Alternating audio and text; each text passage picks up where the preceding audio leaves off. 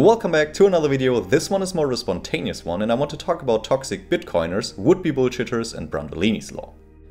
The inspiration to talk about these topics comes from a recent tweet of mine that undoubtedly is the most quote-unquote viral tweet I ever had. It says that Bitcoin is puzzling for academics because it works better in practice than in theory.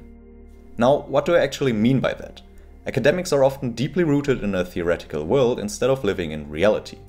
And the problem with Bitcoin critics is that they invent an infinite amount of theoretical reasons why Bitcoin will fail and something better will replace it.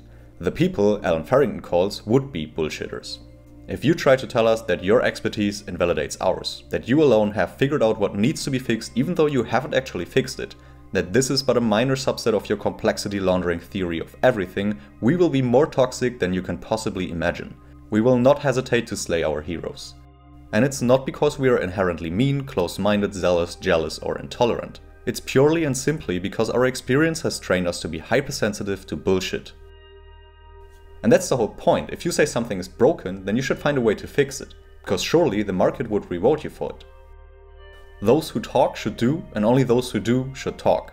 Otherwise, you are a would-be bullshitter with no skin in the game, and this connects to academia. Things designed by people without skin in the game tend to grow in complication before their final collapse. There is absolutely no benefit for someone in such a position to propose something simple. When you are rewarded for perception, not results, you need to show sophistication. The statement comes from Taleb, who is currently doing the exact same would-be bullshitting. This sophistication is signaling how smart you are to not so smart people, because the smart ones expose your bullshit. Vitalik Buterin, the co-creator of Ethereum, can overcomplicate things himself sometimes, but listen to him how he explains that Craig Wright is probably not Satoshi through signaling theory.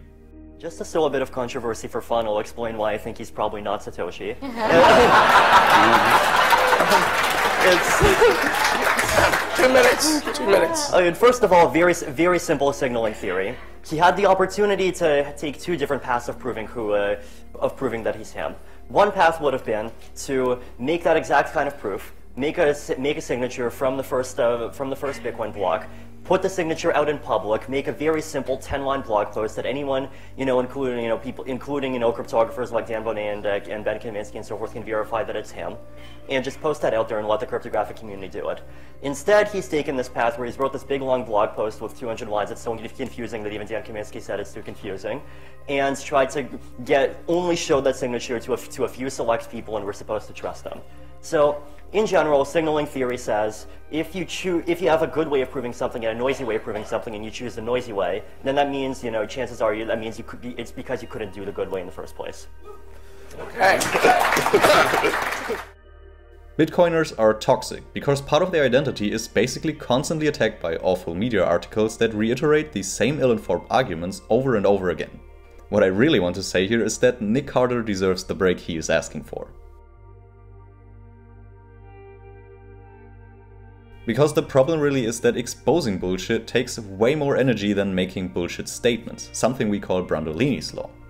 It takes an order of magnitude more energy to refute bullshit than to create it.